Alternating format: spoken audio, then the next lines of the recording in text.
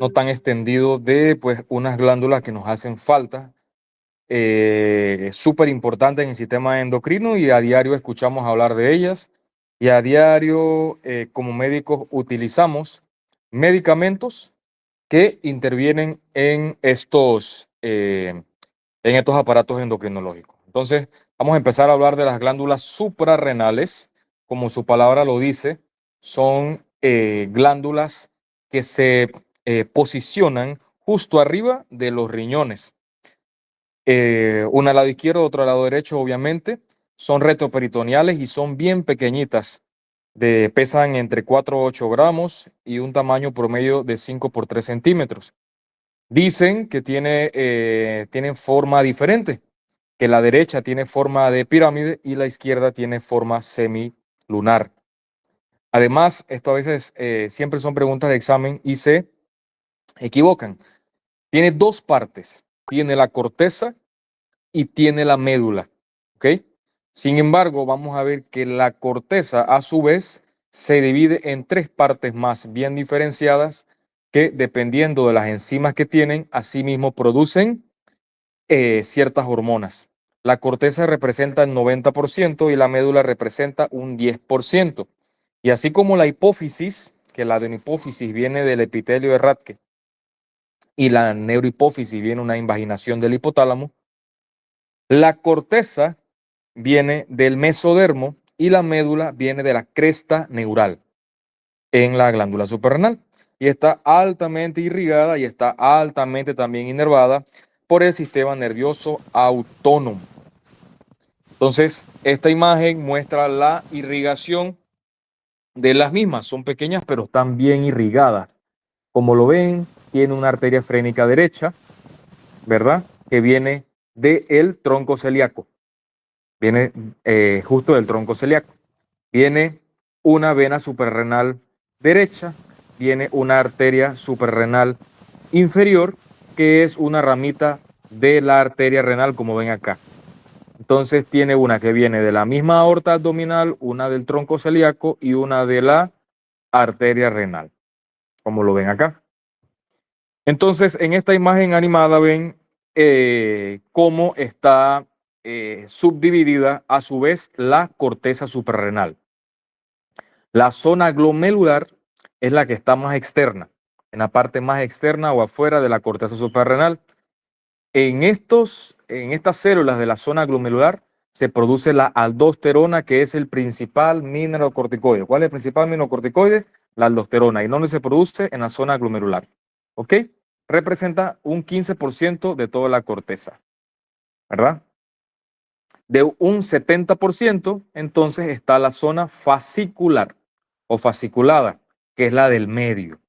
En esa parte, entonces, se producen los glucocorticoides, que son, pues, en especial el cortisol. Esta está bajo el efecto de ¿qué? El cortisol está bajo el efecto de ¿qué eje? Hipotálamo, hipófisis, suprarrenal, ¿verdad? Para estimular cortisol necesitamos que se libere ¿qué a nivel adenohipoficiario? Corticotropina. Corticotropina o ACTH, exactamente, ¿verdad? Y entonces en la parte más interna de la corteza está la zona reticular, que representa pues un 15%, de un 10 al 15%, y ahí es donde se producen entonces los andrógenos suprarrenales. No confundir con los andrógenos que se producen en los testículos y en alguna parte también en los ovarios, pero en menos proporción, debido a la estimulación de la FSH y LH, ¿verdad? Y solo un 10% en la parte interna, entonces está la médula suprarrenal. ¿Y qué se produce en la médula suprarrenal?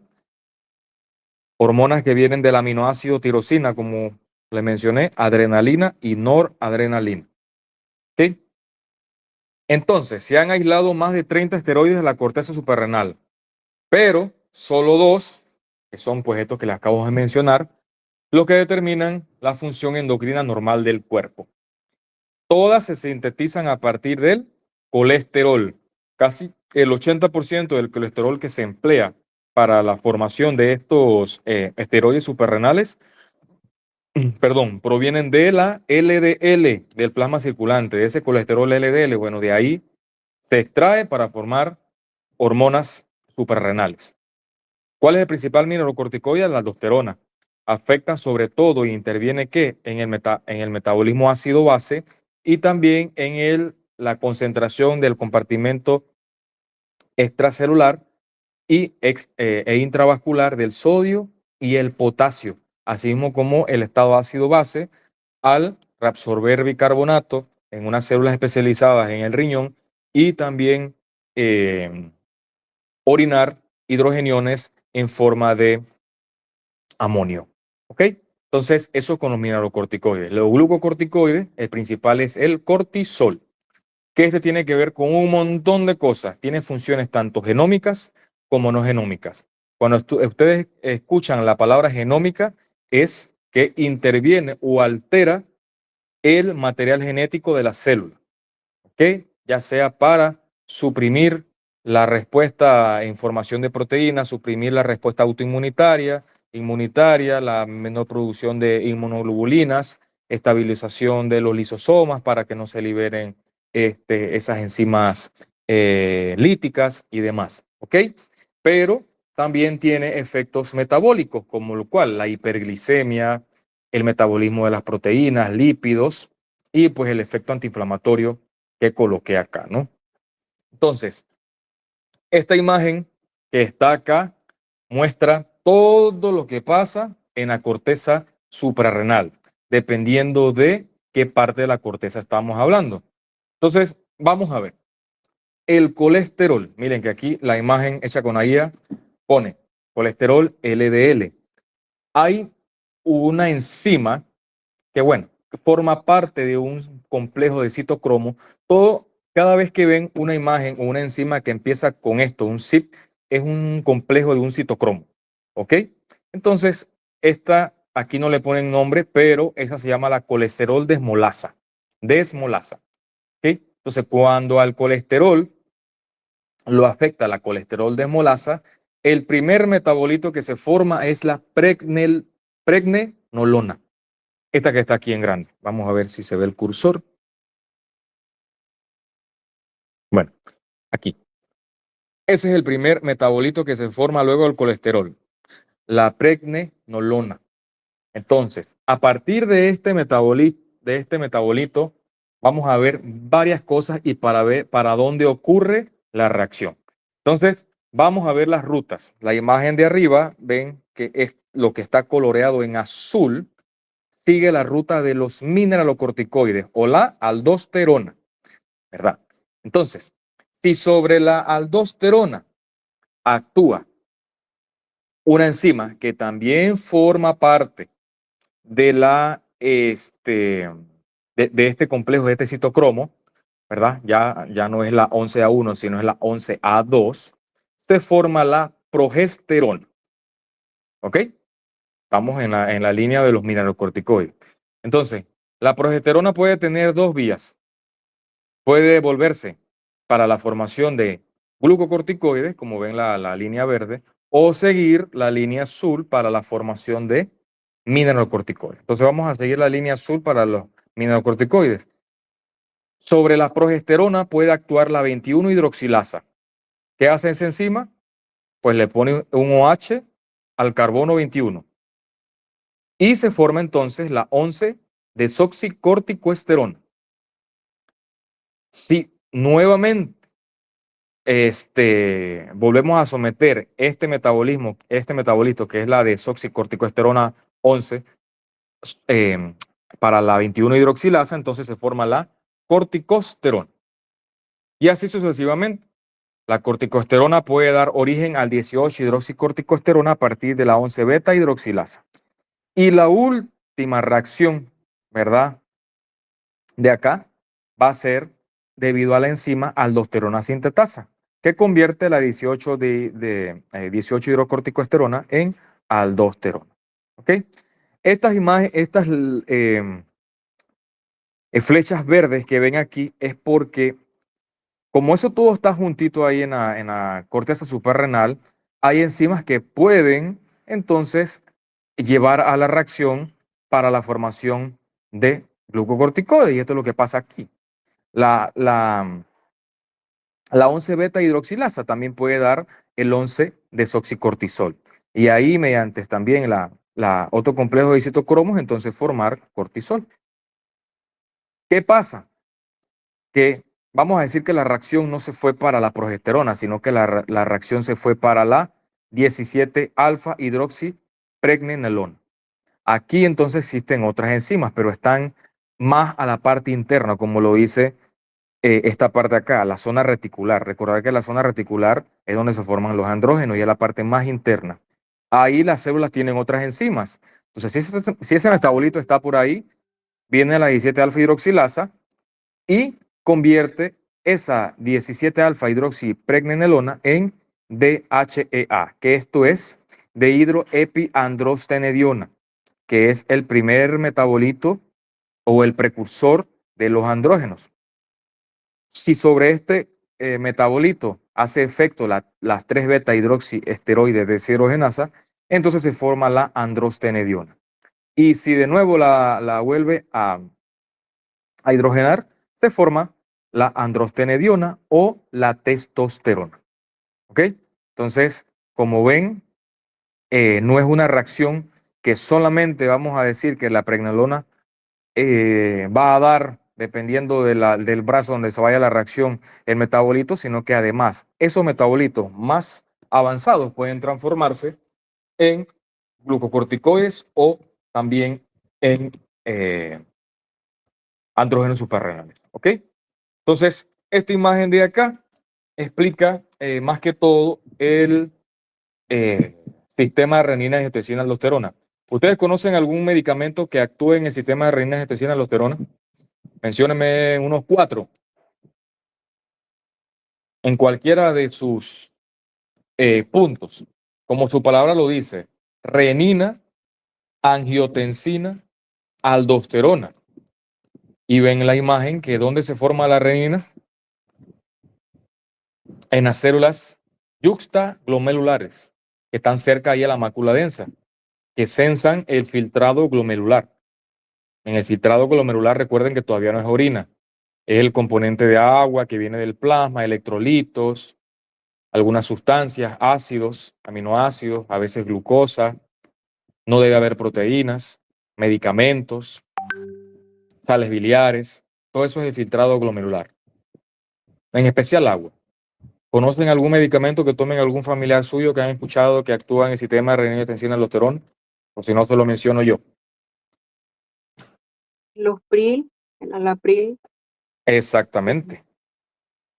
Los piles, enalapril, perindopril, ramipril, Y los sartán. captopril, ajá, el losartán, ¿verdad? Todos los piles que acabas de mencionar, ella actúa inhibiendo la enzima convertidora de angiotensina. Entonces vamos a seguir la imagen acá. Entonces, cuando allá en la cápsula de Bowman, cuando el glomérulo ya filtró ese filtrado, valga la redundancia, y hay un bajo contenido de líquido o sal, cuando pasa por el túbulo contorneado distal, ahí hay una porción que se une, hay una conjunción de la neurona, de la arteriola aferente con la mácula densa y las células yuxtaglomerulares. Entonces, ese complejo, esas células especializadas que están ahí, sensan que hay un fluido bajo y que además hay poca sal. Hay poca sal en el cuerpo, ¿qué vamos a hacer? Entonces se libera renina, que es una hormona. Esa renina va a la circulación. ¿Y qué hace la renina? Vasoconstricción. No. La renina lo que hace es convertir, ¿verdad? La angiotensina, el angiotensinógeno en angiotensina 1. El angiotensinógeno, como lo hizo la imagen, se produce en el hígado. Esa es una proteína, es un angiotensinógeno. Es como, vamos a decir que es una proteína larga, que no tiene tanta función. Entonces la renina va y convierte ese angiotensinógeno en angiotensina 1, que pues no tiene tanta función tampoco. ¿Qué pasa? Con esa angiotensina 1 pasa por la circulación pulmonar, como lo dice acá. Los neumocitos tienen otra enzima que convierte la angiotensina 1 en angiotensina 2, ¿verdad? Entonces, la angiotensina 2 tiene varios receptores, los receptores tipo 1 y los receptores tipo 2. Los tipo 2, ¿qué hacen? Vasoconstricción. Esos dos, esta es la que entonces produce vasoconstricción, la angiotensina 2. Vasoconstricción de la arteriola eferente. Va además, ¿a dónde? Vamos a la imagen que sigue. Va a la corteza suprarrenal para que libere aldosterona. Sigan la imagen, aquí está la angiotensina 2. Va a la corteza suprarrenal, libera aldosterona. Va a la arteriola del riñón, la eferente, y produce vasoconstricción. Va a los túbulos renales y aumenta la absorción de sodio y cloro y excreción de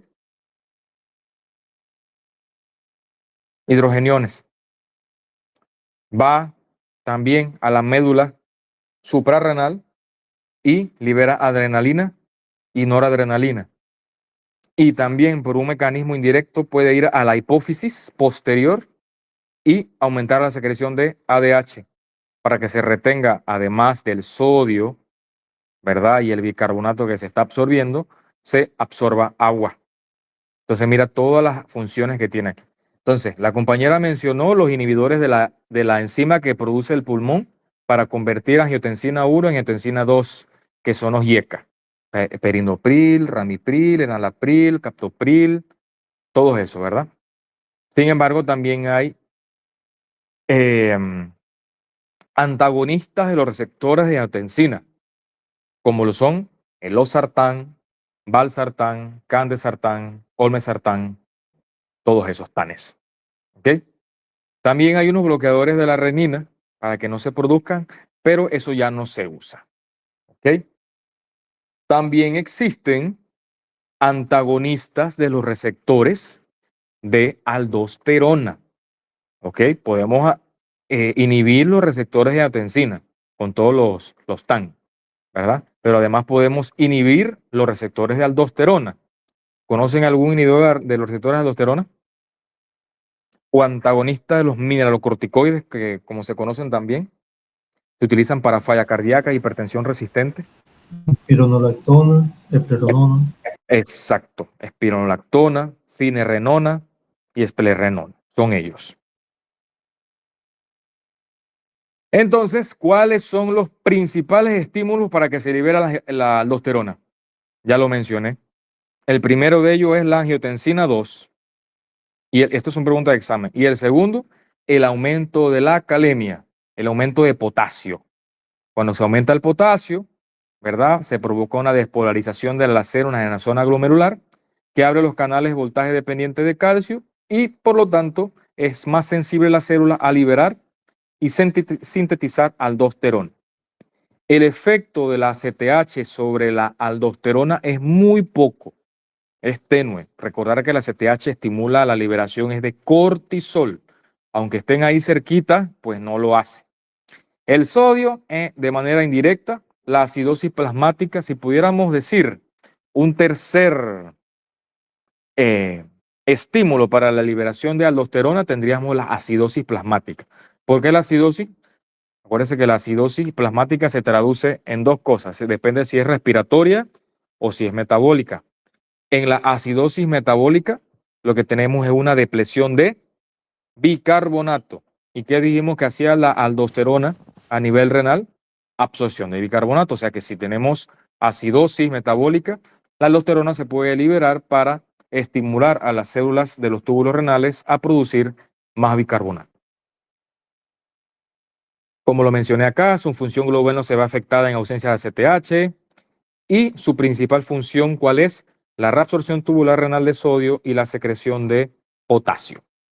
Entonces, ¿cuáles son los receptores de aldosterona? Pues los que están ubicados en varias partes del cuerpo. Hay receptores de mineralocorticoides en el endotelio, en el músculo cardíaco, en las células de las glándulas sudoríparas, ¿verdad? También hay receptores de aldosterona en el riñón. ¿Ok? Pero vamos a basarnos en esta clase en la función de la aldosterona en el riñón. Entonces, en el riñón hay dos tipos de células, ¿verdad? Están las células principales, cuando digo riñón es en los túbulos, ¿ok?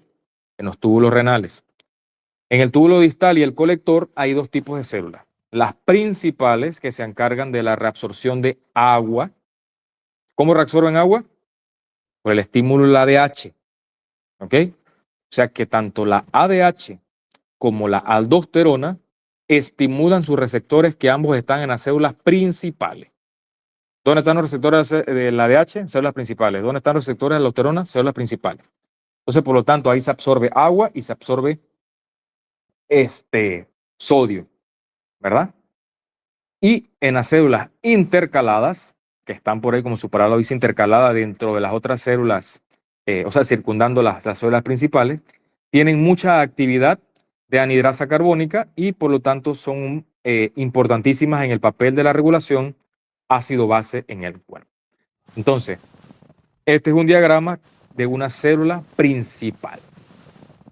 Acá en la parte derecha, no sé si el cursor, fotocursor, aquí se ve la célula y el receptor de mineralocorticoides. ¿Dónde están los receptores de mineralocorticoides en la célula? Si es una hormona esteroidea. Membrana celular, núcleo o citoplasma. Membrana. No, citoplasma. Acuérdense, las esteroideas en el citoplasma. Las peptídicas, ¿dónde? Esa sí era la membrana. Esa sí en la membrana. ¿Y las tiroideas? En el núcleo. Ya se les olvidó todo lo que les di. Bueno, no importa. Entonces, al estimular estos receptores, al final, ¿qué se produce? Recuerden, todo se va a traducir en producción de proteínas, enzimas, canales, qué sé yo. Entonces, lo que se produce acá es un aumento en los transportadores de ¿qué? De tres cosas. Hay una activación del canal medular externo de potasio, que se llama los ROMCA. ¿Y qué hace los ROMCA? Saca potasio de la célula. ¿Hacia dónde? Hacia la luz tubular. Aquí donde está el cursor, que lo estoy moviendo hacia abajo, ahí viene el filtrado, ahí donde se está formando la orina. Quiere decir que la aldosterona hace que la célula principal saque potasio y lo mande a la orina. Pero además estimula los canales epiteliales de sodio. Y esto entonces hace lo contrario con este electrolito. Lo que hace es absorber sodio del filtrado que viene aquí. Y allá adentro, entonces, hay una bomba que se llama bomba sodio-potasio ATPasa. Y ese sodio que absorbí del filtrado, lo paso al intersticio y lo paso al vaso sanguíneo que debe venir por aquí, ¿no?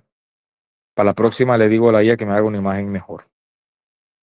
Y como se intercambian esos cationes, entonces el sodio se intercambia por potasio y ese es el potasio que se excreta. Al final, pues, es un intercambio que pasa adentro de la célula, pero no es que haya una ganancia total en el interior de la célula, sino que, bueno, lo pasa de un lado a otro. ¿Ok? Entonces, este es el mecanismo de acción de la aldosterona para la reabsorción de sodio y excreción de potasio. Entonces, esta otra imagen es la otra célula que le mencioné, que es la célula intercalada. ¿Qué pasa aquí? Bueno, esta célula también tiene receptores de mineralocorticoides, como está acá, que es la aldosterona. Los receptores de aldosterona, y miren qué bonito la imagen lo pone, que está en el citoplasma. Esos receptores producen un aumento en algunos canales también. Todos son canales, son proteínas. En el filtrado o la orina, que viene aquí, esta imagen sí lo pone, ahí viene de todo, ¿ok? Vienen electrolitos y viene agua. Y además, hay dióxido de carbono ¿de qué? De la misma central energética de la mitocondria de la célula que quema glucosa. Obviamente, para que todo esto se dé, la célula necesita energía a través de la glucosa. ¿Y cuáles son los productos finales de la degradación de glucosa? Agua, dióxido de carbono y ATP. Entonces, el dióxido de carbono que hay por aquí circundante, ¿verdad?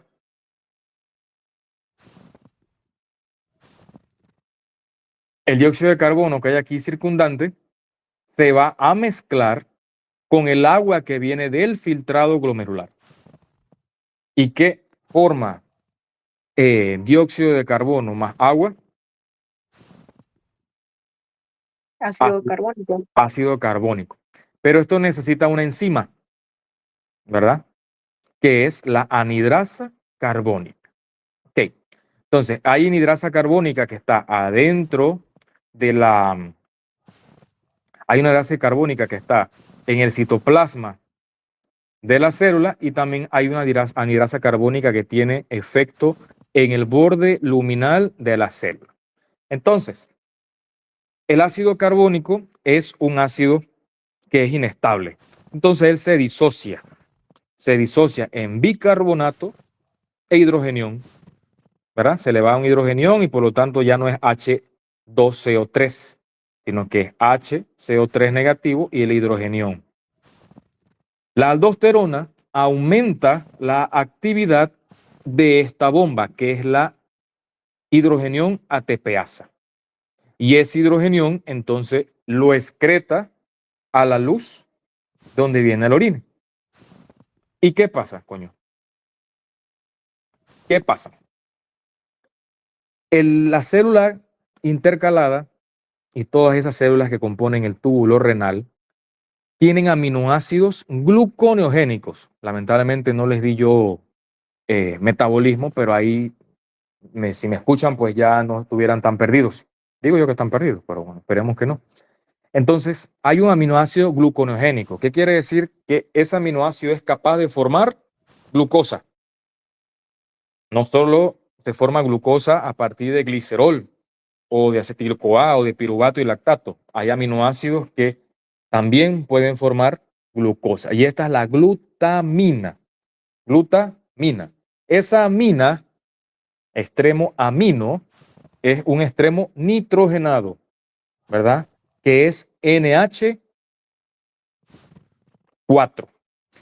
Ese NH4 tiene una carga positiva, ¿verdad? Y lo libera y queda en HN3. ¿Por qué estoy hablando yo de estas cosas? Porque ya le dije que el bicarbonato se disociaba y quedaba el hidrogenión por ahí, pero nadie anda orinando hidrogeniones. Entonces, este NH3 que quedó aquí, que viene de la glutamina, es el que va a captar el hidrogenión que excretó la bomba hidrogenión ATPasa.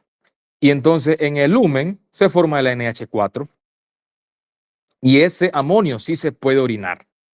¿Ok? Esos desechos nitrogenados. ¿Me explico?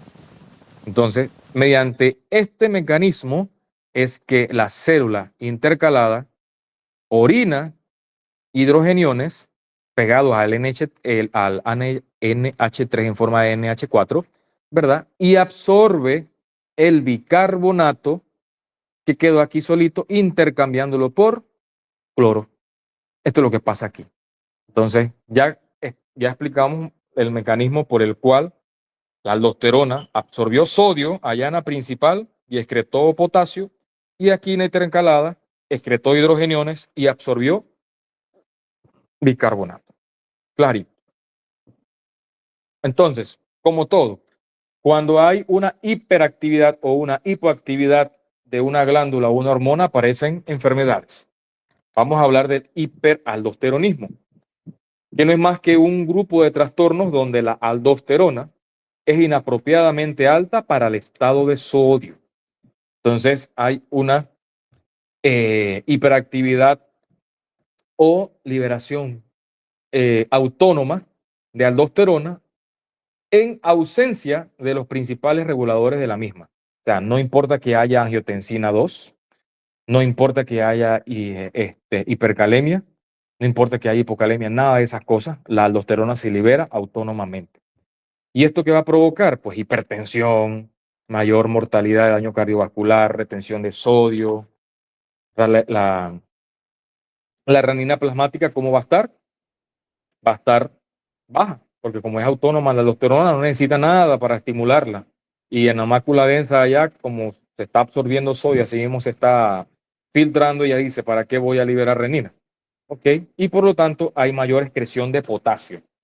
Por ahí verán en algunos morning, cuando tengan la oportunidad de ir, cuando le preguntamos a los residentes, cuando seguimos el algoritmo de la hipocalemia y la alcalosis metabólica, ¿verdad? En presencia de hiperaldosteronismo, en presencia de estenosis de la arteria renal, de tumores productores de renina, cómo van a estar todas estas cosas en el cuerpo.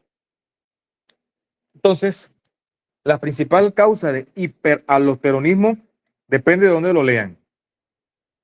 Algunos literaturas dicen que es la hiperplasia suprarrenal bilateral, ¿verdad? O un adenoma productor de aldosterona. Eso no se lo vamos a preguntar, así que no importa, pero para que nada más tengan ahí guardado cuando hablemos de hiperaldosteronismo, oye, ¿cuáles son las causas de eso? ¿Qué pasa? Bueno, puede haber un tumor productor de aldosterona allá en la zona glomerular, o que ambas zonas glomerulares de ambas glándulas suprarrenales estén grandes e hiperplásicas. Muy raro el carcinoma adrenocortical, y estos hiperaldosteronismos familiares y demás también son más raros. Esto es cuando sospechar de hiperaldosteronismo, no se lo vamos a preguntar. Y esto es el algoritmo de cómo abordar un paciente en el que se sospecha un hiperaldosteronismo primario. Para eso, a todos no le hacemos eso, lo hacemos en pacientes jóvenes que estén hipertensos, y que menos de 35 años y que anden con 180, 100, por allá. O familiares de primer grado y que mi papá, mi mamá o mis hermanos tienen hiperaldosteronismo diagnosticado, bueno, vamos a testearlo también. O un paciente que esté con 10 miligramos de amlodipino, 300 iversartán, una indapamida de 1.5 y así sigue con 140-90, ese paciente tiene definición de hipertensión resistente. Entonces, a ese paciente vamos a hacerle un screening.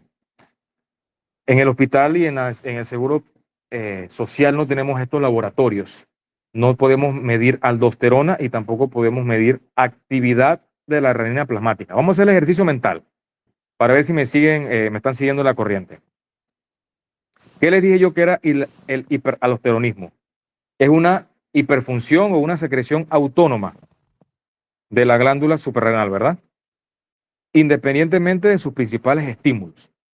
Si la aldosterona está alta porque se está liberando por un tumor o por una hiperplasia, ¿cómo va a estar la actividad de la renina?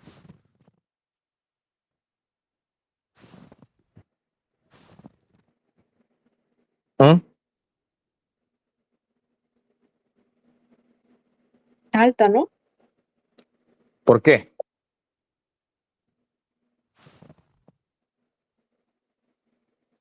Mm, No, Yulisa, no va a estar alta. Porque acuérdate que es una producción autónoma de aldosterona. Lo principal para que se libere aldosterona es potasio y angiotensina 2. ¿Cómo se produce la angiotensina 2? Por la ECA, ¿verdad? Pero la ECA no tiene función si no hay angiotensina 1. ¿Y cómo se forma angiotensina 1? A través de la renina. ¿Cómo se libera renina? Cuando hay filtrado glomerular bajo en sodio. Pero si yo estoy diciendo que hay un montón de aldosterona, estoy reabsorbiendo sodio. O sea, que ¿qué sensa la mácula densa? Hay sodio, hay filtrado glomerular. ¿Para qué yo voy a liberar renina? Entonces, la actividad de la renina va a estar baja, va a estar suprimida. No necesito yo liberar renina porque hay bastante sodio circulante. Tienen que verlo de esa forma, la fisiología. Recordar que si nos sabemos la fisiología normal, ya sabemos cuándo va a estar la patología.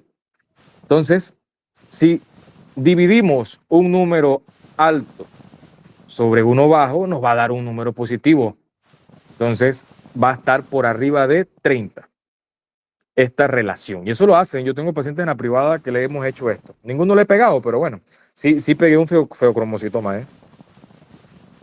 Entonces, si tenemos estos dos criterios, estamos frente a un posible hiperaldosteronismo primario.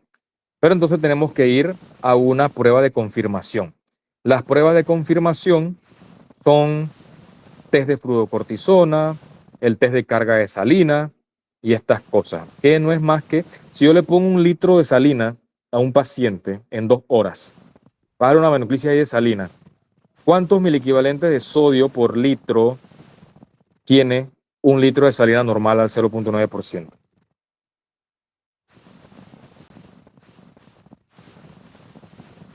...154 miliequivalentes. Si yo le meto 154 miliequivalentes de sodio a un paciente intravenoso, ¿qué esperamos, verdad, que pase en el riñón y la renina?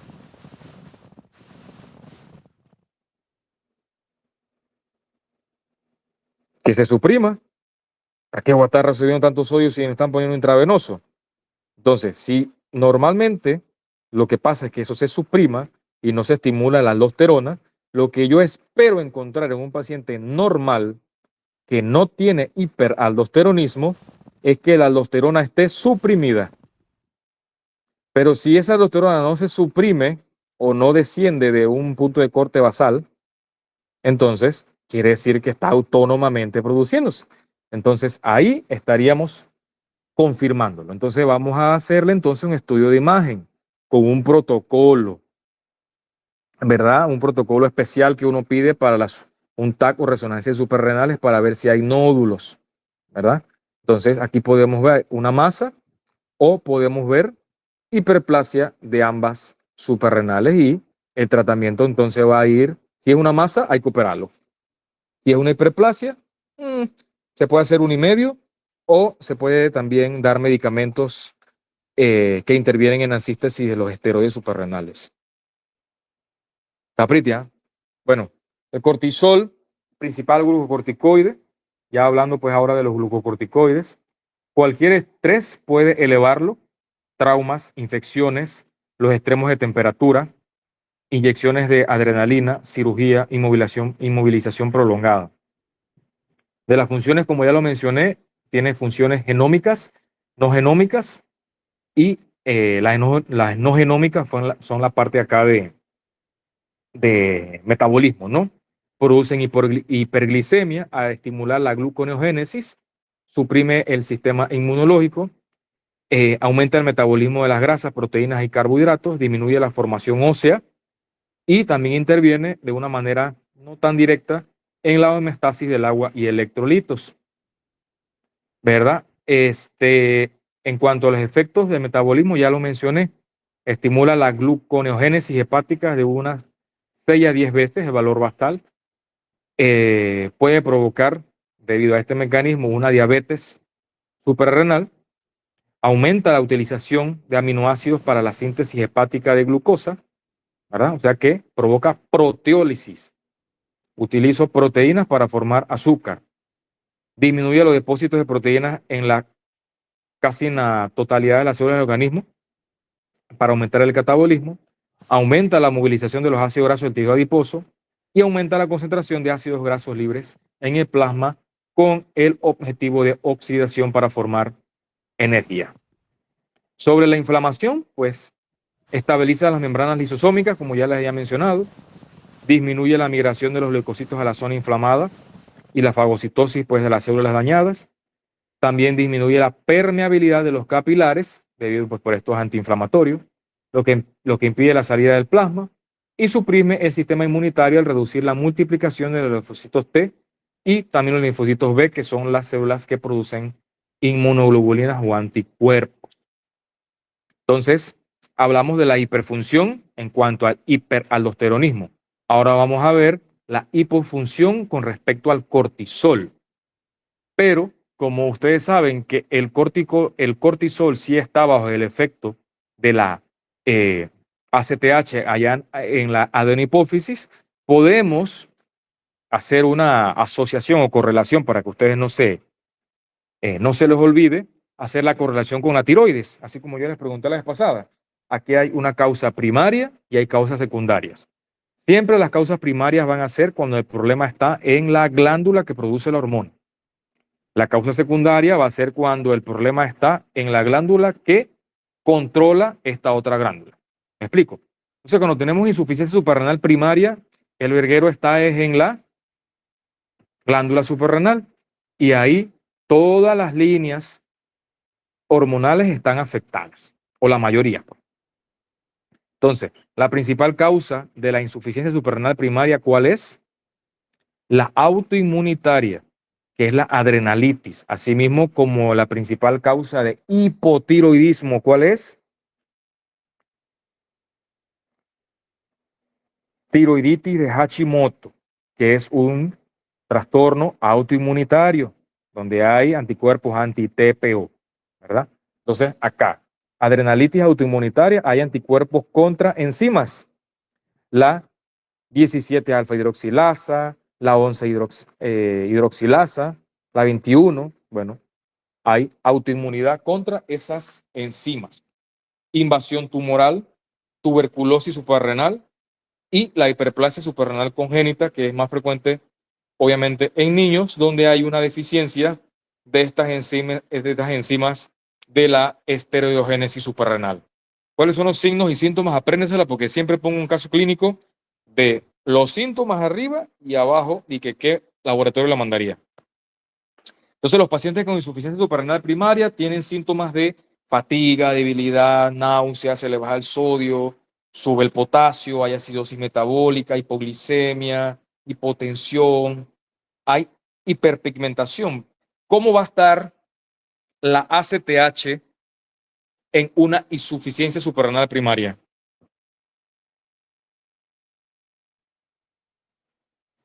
Es normal, ¿no? El problema está en la glándula que produce. Ajá. Entonces, si no se produce, ¿qué tiene que hacer la ACTH allá arriba? Aumentar. Exacto. Entonces no está normal, debe estar aumentada para tratar de compensar. La vaina es que no compensa y se sigue liberando. ¿Ok? Entonces, dirán ustedes, ¿y por qué se hiperpigmentan la piel y las mucosas? Bueno, la ACTH es una hormona peptídica, pero viene de un péptido mucho más grande, ¿verdad? Es una cadena larga de aminoácidos que dentro de esa cadena, pues entre ciertos aminoácidos, ahí está la hormona. Pero hay otro pedacito que es otra hormona y allá más todas están pegadas, que esa es la proopiomelanocortina. No sé si la han escuchado. Ahí actúa el Ozempic. Bueno, la proopiomelanocortina tiene todas estas hormonas pegadas. ACTH, lipocortina y hormona estimuladora de melanocitos. ¿Qué son los melanocitos? Las células que se encargan de hiperpigmentar, o no hiperpigmentar, de pigmentar la piel, ¿verdad? De producir melanina. Todos tenemos. Pero como no hay cortisol, allá arriba en el hipotálamo y estas vainas está la propia melanocortina, se sigue produciendo en grandes cantidades para producir ACTH, pero si estoy produciendo ACTH también se produce lipocortina y estimuladora de melanocitos. Entonces, como hay tanta de esas, por eso es que los pacientes se hiperpigmentan, como lo ven acá. Entonces, ese es un Addison. La mano, pues también tiene vitiligo. El vitiligo es una enfermedad autoinmunitaria. Existen síndromes de poliglandulares tipo 1, tipo 2 y tipo 3.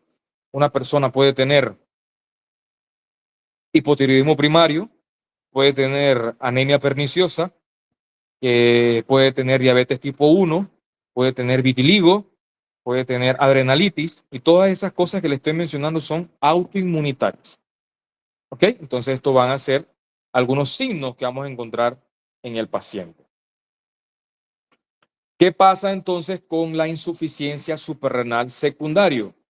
¿Dónde está el problema? En la hipófisis.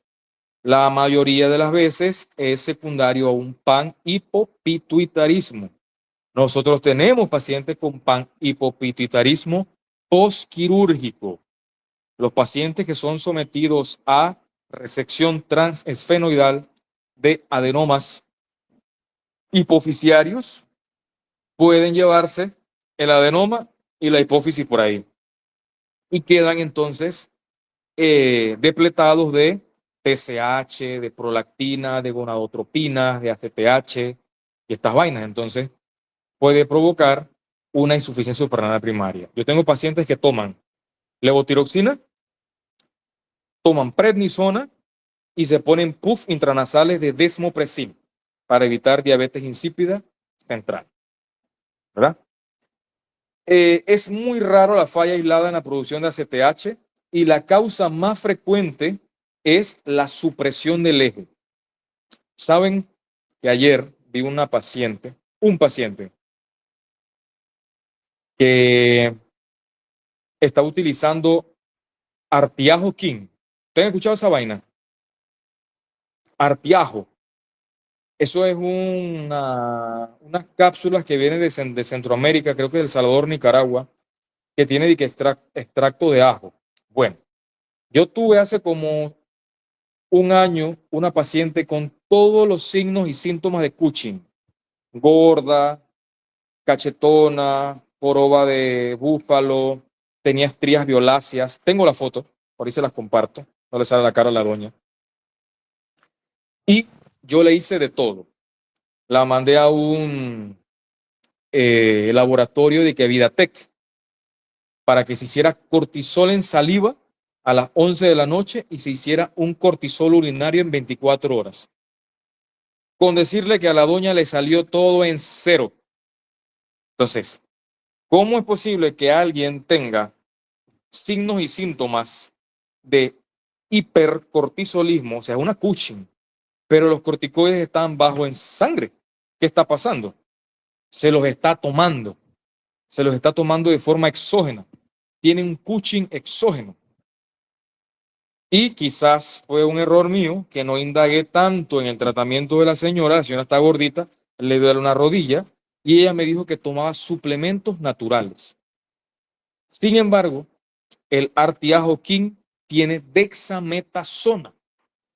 En el prospecto de la pastilla donde dice de que cianocobalamina, no sé qué mierda, y esa vaina no lo dice, pero hicieron una electroforesis de todas las inmunocromatografías y estas vainas para ver los compuestos, y tiene dexametasona, tiene diclofenaco y tiene un opiáceo bajo. Por eso que si te tomas una vaina de esas se te mejoran todos los dolores. Y la señora tenía un Cushing exógeno. ¿Y qué problema? Porque a esa paciente con 0 de cortisol, ¿cómo le vamos a quitar el artiajo? Obviamente se lo quitamos, pero le tenemos que dejar una dosis de glucocorticoides, porque el eje en el cuerpo está suprimido. Por eso ahí entre paréntesis puse que la insuficiencia suprarrenal secundaria, la causa más frecuente es el tratamiento a largo plazo con corticosteroides y la supresión brusca de los mismos, porque el eje queda dormido, porque se lo estás dando exógenamente. Entonces, ayer llegó un viejo con la misma sintomatología, gordo, no, ni tiene cuello, y que él no sabía por qué, que la glicosila la tenía bien, porque ahora todo es tiroides, ¿no? Estás gordo porque la tiroides. Y que no puede levantar un brazo. Y yo por joder le digo, y no, por si acaso no estará tomando Artiajo King para el dolor en el hombro. Dice, sí, doctor, me tomo 2 cápsulas en la mañana y 2 cápsulas en la noche. No podía creerlo. O sea, Cushing. Así que si alguien tiene la mano levantada. Doctor, es que no entendí qué es eso de artiajo. Es ajo con diclofenaco. Artiajo King es como es una cápsula, es un medicamento que venden estas vainas botánicas. Así como achaguanda, cúrcuma, Pero eh, tenía cortisol. tiene dexametasona. Ah, ok, pero ¿y por qué en la sangre no le sale elevado? Porque Debería, se mide, acuerda que esos son corticoides sintéticos.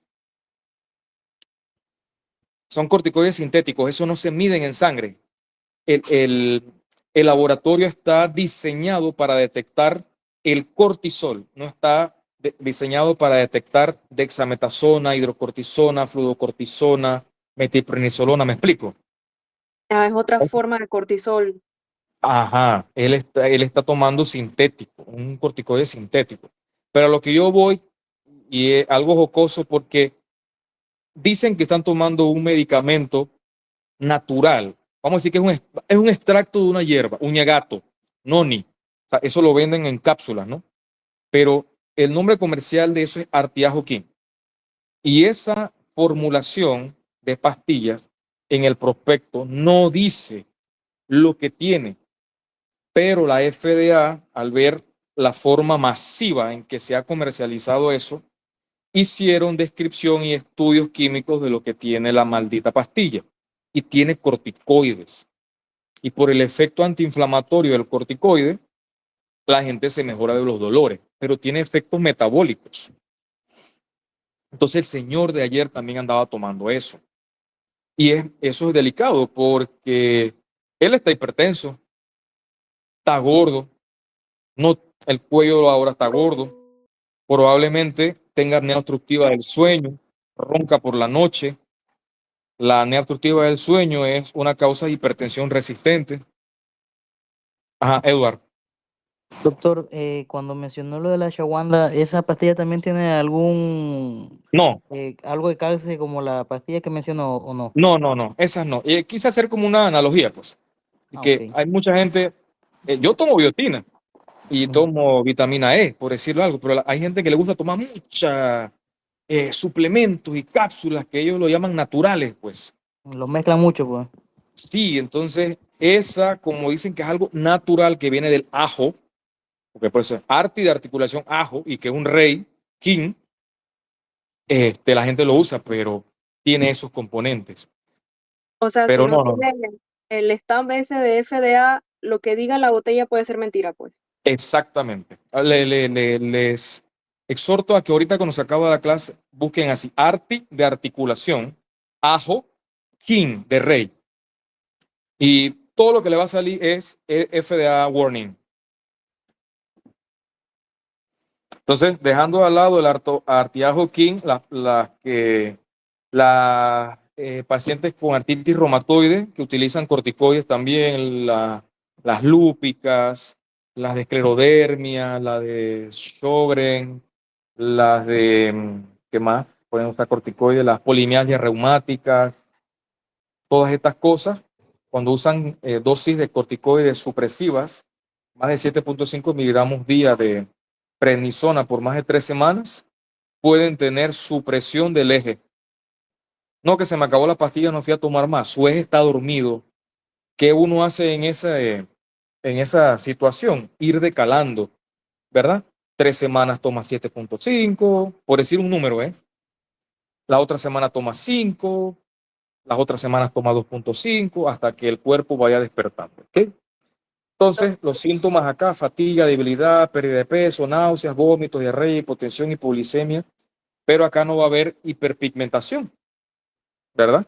Porque la insuficiencia suprarrenal es secundaria, no se está estimulando allá la ACTH para que se libere.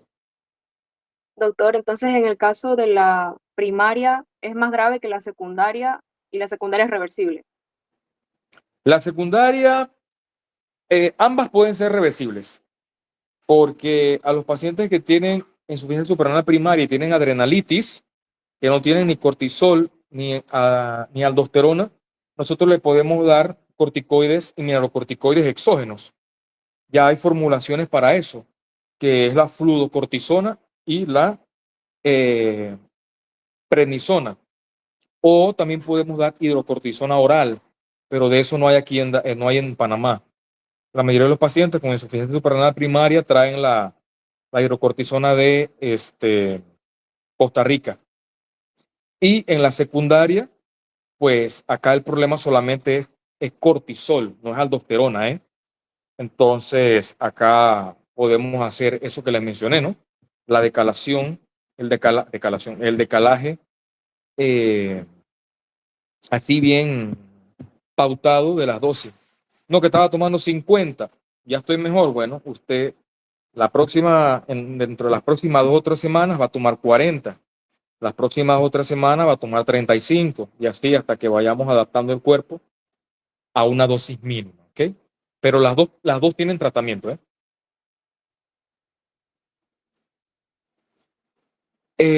Esto ya se lo mencioné, que era el hiperaldosteronismo primario por un adenoma. El Cushing, vea, la foto de la barriga de esta paciente acá abajo, igualita. Así mismo estaba. Y tenía su jorobita. Y estaba cachetona. Por Dios que se le voy a mandar esta foto a alguno de los que me escribió para que la vea. Entonces, esto es típico del Cushing. El Cushing, como les mencioné, puede ser exógeno por la alta dosis de glucocorticoides, y el endógeno, pues entonces puede ser por un adenoma hipofisiario o un adenoma suprarrenal. El más frecuente es el adenoma hipofisiario por productor de ACTH y ya en menos proporción el adenoma suprarrenal. Este es un adenoma hipofisiario, como lo ven acá sobre la silla turca. Eso no se debe ver así. Es un gran adenoma. Eso lo operan a través de la nariz, por ahí para arriba. Yo una vez estuve de interno en una cirugía de esos estétricos. Otorrino daña todos esos senos paranasales por ahí para arriba hasta abrir un hueco. Y entonces en neurocirugía con un microscopio y una vaina empieza a escarbar eso. Poco. Asimismo, como hay SIAD paranoplásico, también hay Cushing paranoplásico, ya que algunas células cancerígenas y tumorales pueden producir estos péptidos similares al ACTH y vaya y estimula la suprarrenal para que produzca cortisol. Esto es una tomografía de un paciente con un adenoma. No sé si ven el cursor. Ahí no está la flecha azul. Eso es un adenoma suprarrenal. La clínica, ya lo mencioné. El screening, es lo que le mencioné. A la paciente yo le hice el cortisol en saliva y el cortisol en orina en 24 horas. ¿Por qué en saliva? Alguien se lee. ¿Y por qué a las 23 horas? Las 23 horas son las 11. ¿Por qué esa hora? El cortisol tiene un ritmo circadiano de liberación. Normalmente, para los que nos acostamos a las 9 de la noche y nos levantamos a las 7, mentira. ¿Qué pasa? ¿Qué dije yo que era el cortisol? La hormona del estrés, ¿no? ¿Dónde creen que debe haber más cortisol en el día? Durante las 24 horas. En la mañana. En la mañana, cuando uno se levanta para la actividad. ¿Y dónde creen que debe haber una secreción más baja? Antes de dormir. Sí, antes de dormir a las noches, por eso que a las 11, ¿no? Entonces, si normalmente lo que uno espera que pase en el cuerpo con este ritmo de secreción es que en la noche esté bajo, pero esa vaina sigue saliendo alta, muy probablemente estemos en presencia de un hipercortisolismo. Ese test de Nugent y responde algo a la pregunta de Yulisa, creo que fue que me lo hizo, de que por qué si el paciente estaba tomando corticoides externos, el cortisol le salió bajo. Bueno, hay un test que se llama el test de Nugent, que es la supresión rápida con dexametasona de 1 miligramo. En la noche se le da dexametasona al paciente oral. La dexametasona es el corticoide más fuerte que hay, tomado, ¿ok? Con el efecto glucocorticoide más fuerte. Entonces se le da 1 miligramo. ¿Qué ustedes creen que va a pasar a las 8 horas en alguien que tiene el eje normal? Si yo le di un glucocorticoide exógeno fuerte, va a suprimir, dije, el cuerpo, dije, estás loco, no vamos a producir cortisol. Entonces, lo que normalmente pasa es que yo debo encontrar un cortisol plasmático suprimido, menos de 1.8 microgramos. Pero si eso no está suprimido, quiere decir que hay una producción autónoma. Y estos son los test que uno puede hacer para el screening. Y los 3 se utilizan. Yo ya utilicé los 2 últimos de acá. Y para el origen etiológico del Cushing no exógeno, el exógeno es por prednisona y estas vainas. Del Cushing endógeno hay que ver si es porque se está produciendo mucha CTH allá en la adenohipófisis o si es que se está produciendo en la suprarrenal.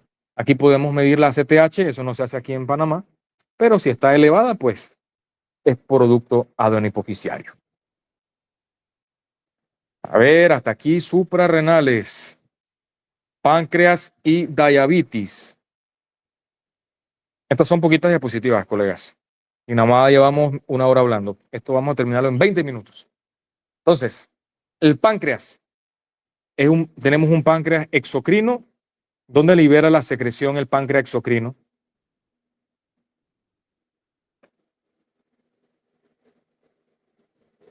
El intestino delgado, al duodeno.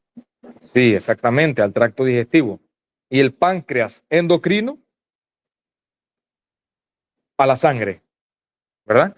Entonces, el 80 al 85% es páncreas exocrino y un 15 al 20% es un páncreas endocrino. De las secreciones exocrinas, tripsina, amilasa, lipasa, lactasa, quimiotripsina, pepsinógeno. De las secreciones endocrinas, insulina, glucagón, somatostatina, grelina. Entonces, esto es un islote, ¿verdad? Pancreático. Los islotes de el señor Langerhans, ¿se acuerda que lo hablamos en la primera clase? Bueno, tiene muchos acinos unidos, ¿verdad? Alrededor de un islote. Esta es la unidad funcional del páncreas. Entonces, el islote tiene varias células. Tiene células alfa, beta, delta, la F no me acuerdo qué es, y la épsilon, que es la grelina. Las células alfa, que son las verdes, producen glucagón en un 30%. Las células beta, que es donde se produce la insulina. La delta, donde se produce la somatostatina.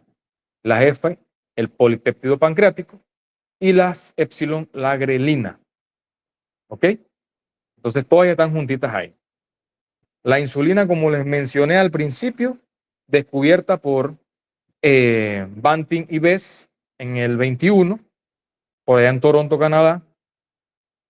Y años posteriores, algunos otros médicos fueron viendo más allá de sus propiedades y cómo podían convertir la insulina que se inyectaba, pues subcutánea, que demorara más haciendo efecto. Cuando estén rotando en el hospital, van a darse cuenta que nosotros tenemos varias formulaciones de insulina. Tenemos insulinas humanas que son humanas. Asimismo, los 51 aminoácidos, las cadenas que ven ahí, la beta y la A, están igualitas, no han sido modificadas genéticamente, son insulinas humanas. Que esa es la IRH y la NPH. Van a ver que eso hay en el hospital y que además la IRH, que es la regular o rápida, se puede poner intravenosa. Ya los veré cuando estén llevando la cetoacidosis diabética y tomándole glicemias capilares a los pacientes cuando no hay glucómetro ni tiras, para que el residente no se ponga bravo para que no le hayan tomado la glicemia al paciente. Y eso más o menos como 2 días pinchándole, una vez a cada hora, son 24, como 48 pinchadas. Y eso que sea un paciente, porque a veces tenemos 3 y 4 para un solo interno de turno. Están a tiempo. Entonces, años después, un señor que se llama Hagedorn combinó la insulina con otras sustancias, que es la protamina y el zinc. ¿Y qué hacía la protamina y el zinc? Pues estabilizaba un poco más la insulina en el tejido subcutáneo para que no se liberara tanto a la sangre. Y una insulina de demorar 2 a 3 horas demoraba 10 a 12 horas combinada con protamina y zinc. Y esta es la insulina NPH. que es la insulina protamina neutra. Y en el 55 Sanger la secuenció completamente. Entonces, ¿cuántas cadenas tiene la insulina? Tiene 2, una A de 21 aminoácidos, una B de 30 aminoácidos y tiene 3 puentes disulfuro entre ellas. 2 puentes disulfuro entre la cadena beta entre la cadena B y la A y un puente disulfuro entre la misma cadena A, como lo ven acá en la imagen inferior derecha. Esto de aquí. Recordar que la insulina es una hormona peptídica, viene de una preprohormona, después una prohormona y una hormona. La prohormona o proinsulina es la insulina unida al péptido C. El péptido C es también una secuencia de aminoácidos, no tiene tanta función en el cuerpo, pero tiene connotación clínica cuando estudiamos insulinomas, ¿verdad? O intoxicaciones por insulina versus otros hipoglicemiantes orales que produzcan hipoglicemias severas y persistentes. ¿Cómo se libera insulina en el cuerpo? ¿Cómo se libera insulina en el... Déjeme tomar agua, ya ven.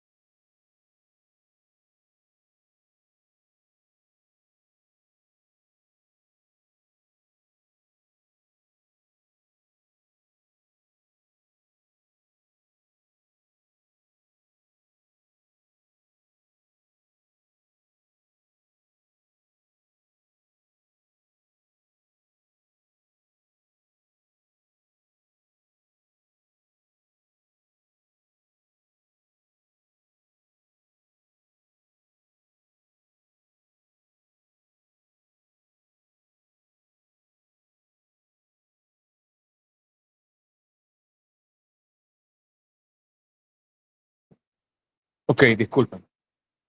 Esto también son preguntas de examen. ¿Cómo se libera insulina en el cuerpo? Uno come, se liberan las enzimas pancreáticas, se forma el quimo, pasa al duodeno, ¿verdad? Y entonces se libera insulina. ¿Cómo se libera insulina? Pues ese carbohidrato que llegó al intestino delgado es segmentado por las alfa-glucosidasas, ¿verdad? Las alfa-glucosidasas son en presencia también de amilasa, segmenta el almidón, los carbohidratos complejos y simples, ¿verdad? En fructosa y glucosa. La glucosa pasa a la circulación porque los enterocitos la captan allá en el intestino. Entonces pasa a la circulación. Cuando llega a la circulación pancreática, en los capilares, ¿verdad? La célula beta, que está ahí de los islotes, que está rodeada de capilares, capta el azúcar a través de los GLUT2. Aquí está, en el cursor. Los GLUT2 captan glucosa y adentro hay una enzima que se llama la glucoquinasa o exoquinasa. Es lo mismo, que no es más que una enzima que fosforila la glucosa para que se quede adentro y ya no se salga, ¿verdad? Entonces, esa glucosa va al ciclo de Krebs. Chanfle, tampoco le di el ciclo de Krebs. Yo hablaba de todo esto en el metabolismo. ¿Ok?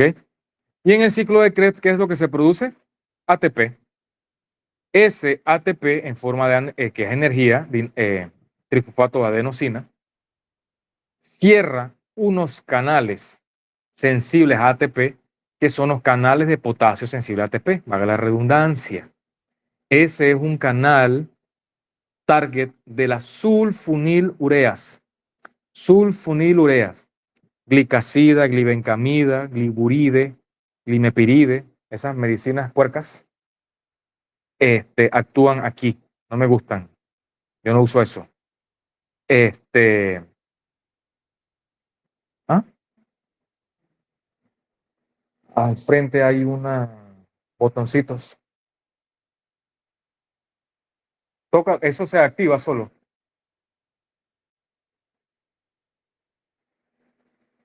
Y esos canales se cierran. Al cerrarse, la membrana se despolariza, ¿verdad? Al despolarizarse la membrana, se abren otros canales, que son los canales de calcio. Esos canales de calcio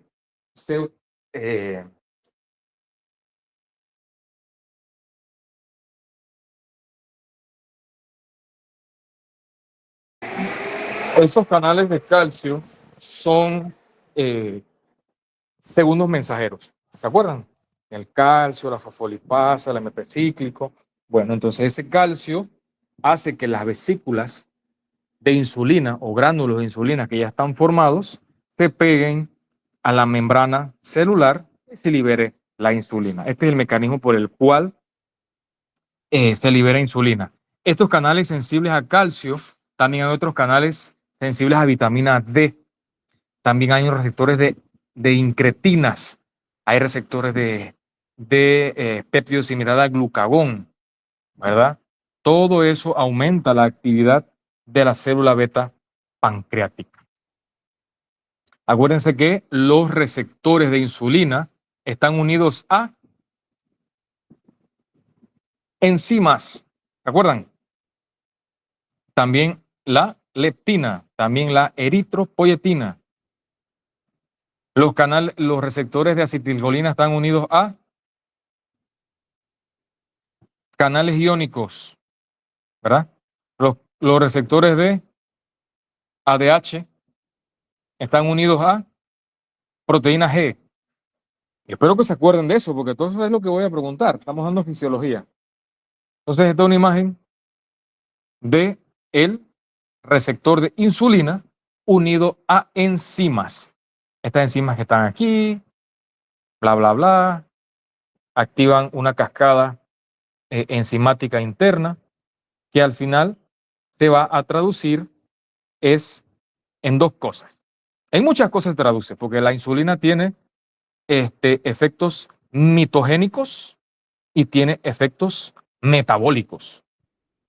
¿Ok? Entonces, los efectos metabólicos de la insulina son traslocación de receptores GLUT4. ¿Cuáles eran los que tenían las células beta pancreáticas? GLUT2. Bueno, todas las otras células, el del músculo y el hígado, tiene GLUT4. Entonces, la glucosa que está por ahí por la circulación, que es acá, a través de los GLUT4, es que entra a la célula para ser quemada en el ciclo de Krebs o para ser guardada ya sea en el músculo o en el hígado en forma de glucógeno, que eso es así que se guarda la glucosa. ¿Ok? Esto es lo que les menciono acá. La mayor parte de la insulina se libera hacia la sangre y circula no ligada a ninguna proteína. Aumenta la captación de glucosa casi en el 80% de todas las células. Mayor permeable también la célula a aminoácidos y también iones potasio y fósforo. Tiene una semivida corta, 6 minutos, y se degrada por la insulinasa que está en el riñón, el hígado y los músculos. Entonces, efectos metabólicos de la insulina: estimula la gluconeogénesis. Por lo tanto, inhibe la glucogenólisis, aumenta el transporte de glucosa a los músculos, aumenta la captación de potasio y de fosfato, aumenta la recaptación de aminoácidos, disminuye la glucosecreción hepática, favorece la síntesis de triglicéridos y estimula la síntesis proteica. ¿Qué estímulos aumentan la liberación de insulina? Hiperglicemia, aminoácidos, hormonas gastrointestinales. Obviamente, cuando llega la comida ya al estómago y al intestino delgado, se libera gastrina, colecitoquinina, secretina, ¿verdad? La hormona de crecimiento, el cortisol, la estimulación beta-adrenérgica y las sulfonilureas, como le mencioné, que son los medicamentos. ¿Quiénes disminuyen la secreción? Pues el ayuno. No he comido, no voy a estar liberando insulina, se me baja el azúcar. La hipoglicemia, la somatostatina y la leptina. también, que es la hormona de la saciedad, que tenemos pues deficientes la mayoría de nosotros. Glucagón, la otra hormona, se libera ¿dónde? En las células alfa, cumple varias funciones, pero entonces tiene efectos contrarios a la insulina.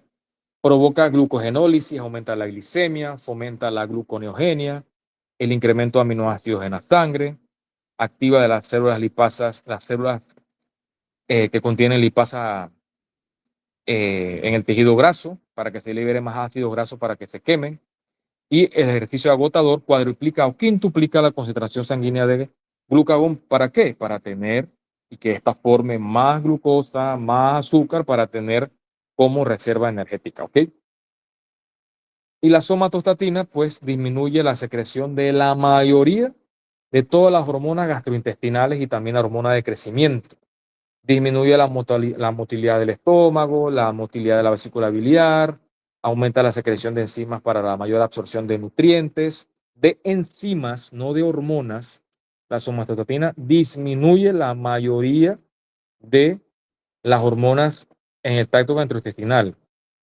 Glucagón, insulina, hormona de crecimiento, todas estas cosas, ¿ok?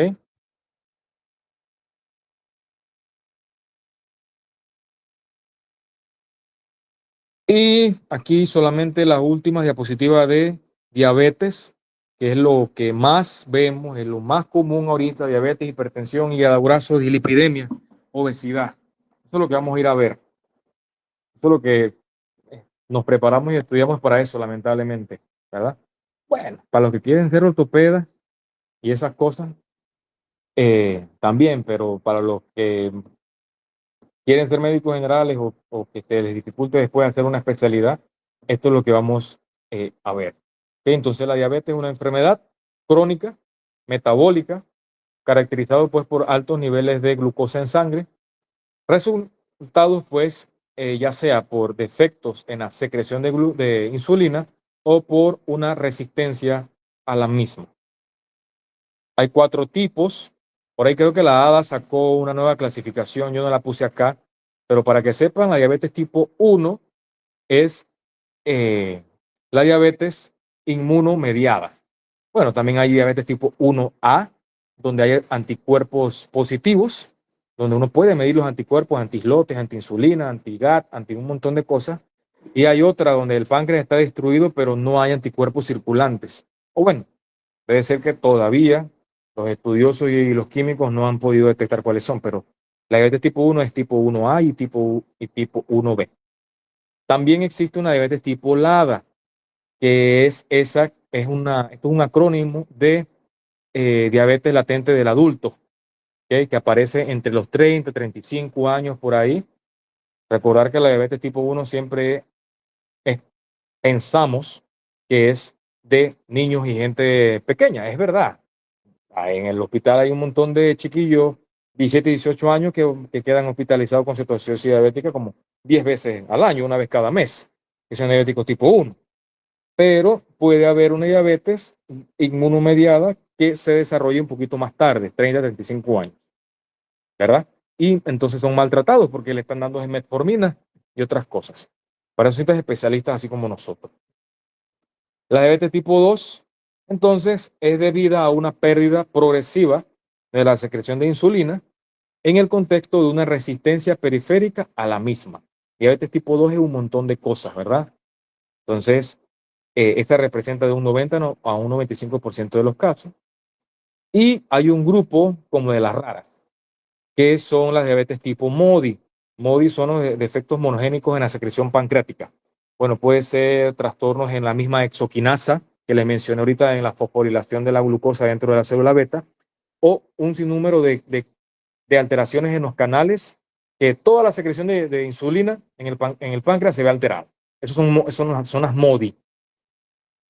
Hay también diabetes por fármacos, por glucocorticoides, como les mencioné, post-trasplante, porque los pacientes utilizan inmunosupresores que son también que producen alteración metabólica. Cuando hay pancreatitis y se jode el páncreas, tanto exocrino como endocrino, los pacientes pueden quedar disglicémicos. Nosotros tenemos pacientes así. Y la diabetes gestacional, que es esa diabetes diagnosticada o que se empieza a desarrollar a partir del segundo trimestre del embarazo por efectos hormonales de las hormonas vaga y redundancia que genera la placenta, como el lactógeno placentario y estas cosas. Que las pacientes tienen riesgo de un 15 a un 20% luego de una diabetes gestacional de quedar diabéticas. Esto es lo que pasa con la resistencia a la insulina, pues todo lo que es la fosforilación, la tirosinquinasa, la actividad de la PI3K, todo eso se ve alterado y la translocación de GLUT4 también se ve alterado, independientemente que haya insulina o no. Esta es la resistencia a la insulina. La fisiopatología de la diabetes tipo 2 es bastante, disminución del efecto incretina, hipotoxicidad, neogluconeogénesis, alteración de las células beta pancreáticas, hígado graso, todas esas cosas. Estos son los criterios de diagnóstico de diabetes. ¿Cuánto nos han enseñado algunos laboratorios? ¿Y que cómo se llama este laboratorio? Bueno, glicosilada por arriba de 6.5% en más de 2 ocasiones. Glicemias en ayuno por arriba de 126, después de 8 horas de ayuno en más de 2 ocasiones. Glicemia 2 horas postprandial después de una ingesta de 75 a 100 gramos de glucosa, que esa es la prueba de tolerancia a la glucosa, mayor de 200, o glicemias al azar por arriba de 200 en pacientes con síntomas clásicos de hiperglicemia, como son las 4P, polidipsia, polifagia, poliuria y pérdida del deseo sexual. Entonces, como dice acá, en ausencia de hiperglicemia inequívoca, el resultado debe confirmarse con una repetición de la misma prueba. O sea que repetimos la glicosilada, repetimos la glicemia en ayuna y la prueba de tolerancia. Obviamente, si tengo una glicemia en 300, ¿yo qué voy a andar repitiendo la prueba? O una glicosilada en 10, pues obviamente ya es diabético. La ADA manda a repetirlo cuando están así borderline o muy cercano al punto de corte. ¿Qué es la glicosilada? Doctor, la que sirve para ver cómo está el azúcar los últimos 3 meses. ¿Qué galla esa respuesta? Bueno, sería esa sustancia que se forma a partir de una reacción bioquímica irreversible entre una porción aminoterminal de la cadena beta de la hemoglobina A, ¿verdad? Que lo que hace es que la glucosa se une o se incorpora de manera covalente a ese grupo amino de la cadena terminal de la cadena beta. ¿Verdad? Esta de aquí. ¿Ve? Esto para acá es la hemoglobina. Tiene una porción amino terminal y esta es la glucosa. Bueno, aquí se forma un enlace y ese enlace es covalente y irreversible. ¿Dónde está la hemoglobina? ¿En qué célula? En el glóbulo rojo. En el glóbulo rojo. ¿Cuánto es la vida media del glóbulo rojo? 120 días. 120 días, ¿ok? Entonces, en ese tiempo, esa glucosa pegada a esa parte de la hemoglobina es la que va a quedarse ahí hasta que aparezca destrucción del eritrocito. Por eso se utiliza en ese contexto, en el seguimiento de los pacientes con diabetes. Estos son algunos hipoglicemiantes. Solamente para mencionárselo, yo no le voy a preguntar estas cosas, pero para que sepan que se agrupan por su mecanismo de acción, ¿verdad? Las biguanidas, la más frecuente o la más común es la metformina. ¿Cuál es su mecanismo de acción? Disminuye la producción hepática de glucosa, mejora la sensibilidad de insulina en el músculo de tejido graso y también reduce la absorción intestinal de glucosa, así como lo hace la dapaglifosina también. Las sulfonilureas ya les mencioné. ¿Dónde actúan estas? Pues bloquean los canales de potasio. Esta vez. Estos. Aquí. Ahí trabajan las sulfonilureas. Al bloquear el canal de potasio, se despolariza, entra más calcio y se libera insulina.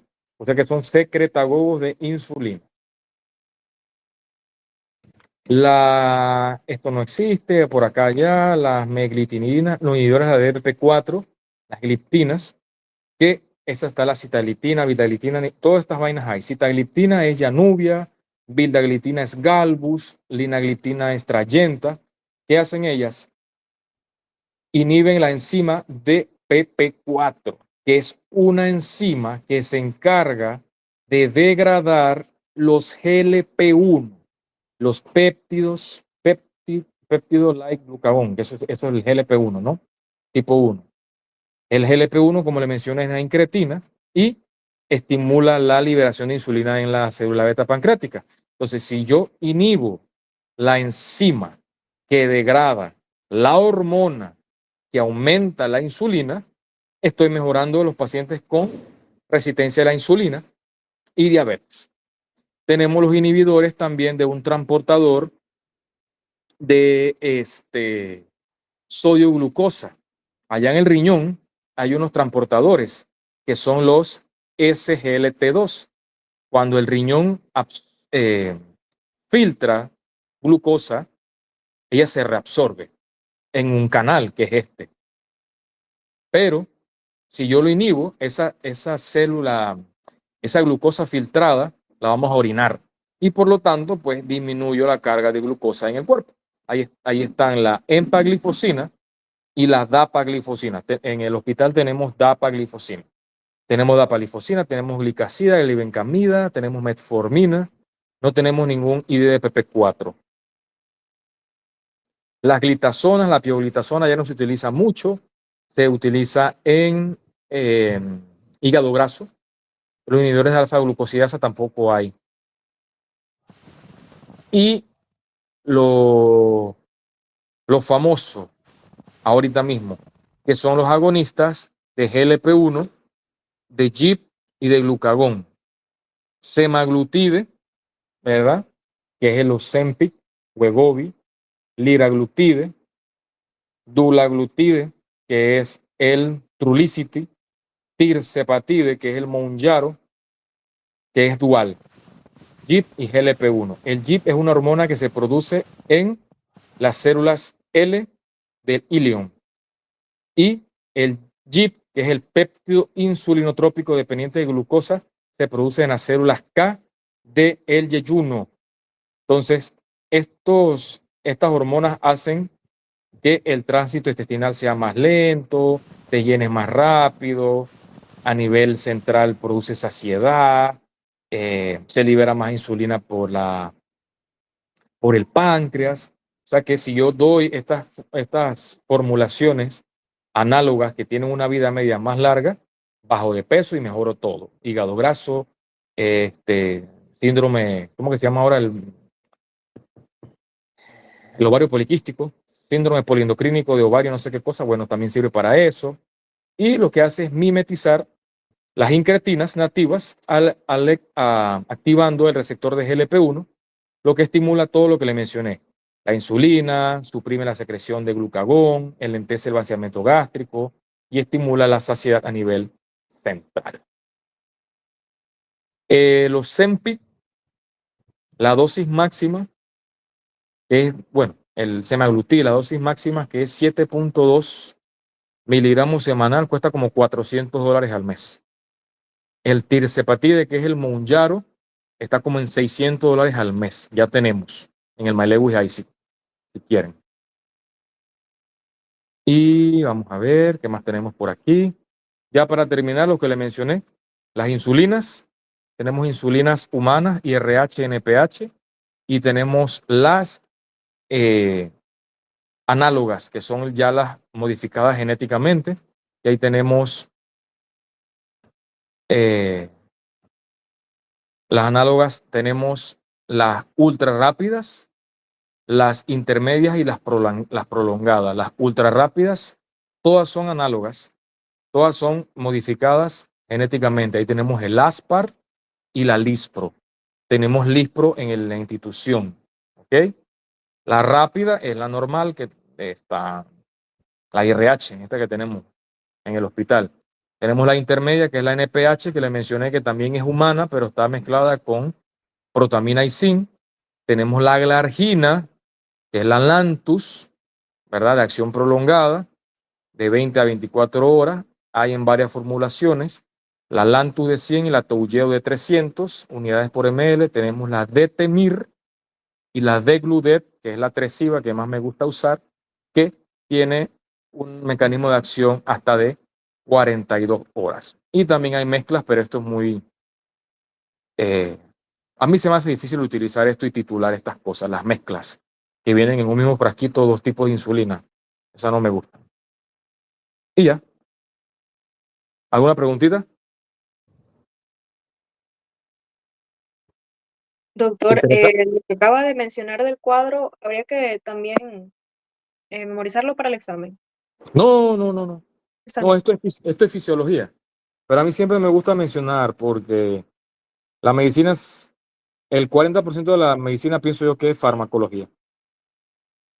Usted va a estar en un consultorio y siempre va a ir una persona, un paciente, y el 100% de las veces va a salir con una receta de su consultorio. Entonces tiene que saber farmacología. Y yo se lo menciono acá. Ok, gracias.